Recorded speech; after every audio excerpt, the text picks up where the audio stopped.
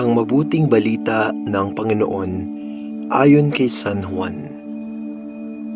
Noong panahong iyon, sinabi ni Jesus kay Nicodemo, "Huwag kayong magtaka sa sinabi ko sa inyo. Lahat ay kailangang ipinanganak na muli. Umihip ang hangin kung saan ibig at naririnig ninyo ang ugong nito. Ngunit hindi ninyo alam kung saan nanggagaling at kung saan napaparoon. Gayon din ang bawat ipinanganak sa Espiritu." "Paano pong mangyayari ito?" tanong ni Nicodemo. Sumagot si Jesus, "Guro pa naman kayo sa Israel, ay hindi nyo nauunawaan ng mga bagay na ito? Tandaan ninyo, ang aming nalalaman ang sinasabi namin at ang aming nasasaksihan ang pinatototohanan namin. Ngunit hindi ninyo tinatanggap ang aming patotoo. Kung hindi ninyo paniniwalaan ang sinasabi ko tungkol sa mga bagay sa sanlibutan ito, paano ninyo pananiniwalaan kung ang sasabihin ko'y tungkol sa mga bagay sa langit? Walang umakyat sa langit, kundi ang bumaba mula sa langit, ang Anak ng Tao.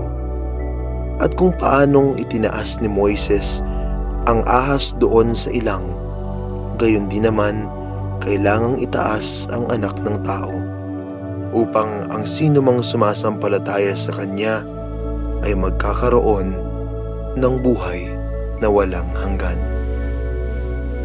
Ang mabuting balita ng Panginoon.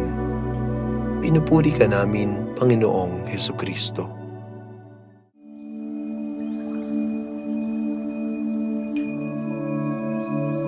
Kung paano itinaas ni Moises ang ahas doon sa ilang, gayon din naman kailangang itaas ang Anak ng Tao upang ang sinumang sumasampalataya sa Kanya ay magkaroon ng buhay na walang hanggan. Naitaas na ang Anak ng Tao sa banal na krus sa pamamagitan ng pagdurusa, kamatayan at muling pagkabuhay. Sa pamamagitan ng pagtataas na ito, inangkin na ng Mesiyas ang pinakaaba at pinakadustang kapalaran ng tao at pinasok na ang pagpapala ng Diyos ang kalagayang ito, ang hangganan ng buhay. Sa pagsasagawa nito, nagkaroon na ng pagkakataong makatulay ang tao sa walang hanggang pagitan ng Diyos at tao tungo sa buhay na walang hanggan. Dahil ang pinagkaisang pagka-Diyos at pagkatao ni Hesukristo mismo ang naging tulay tungo sa pag-iral na hindi na depende sa panahon at espasyo. Bagamat iniaalok ito sa lahat, tanging sa pamamagitan ng pananampalataya, matatamo ng tao ang buhay na ito.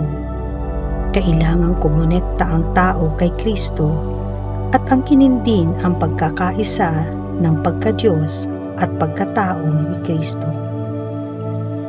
Sa banal na komunyon, nananahan si Jesus sa atin at nananahan din tayo sa Kanya.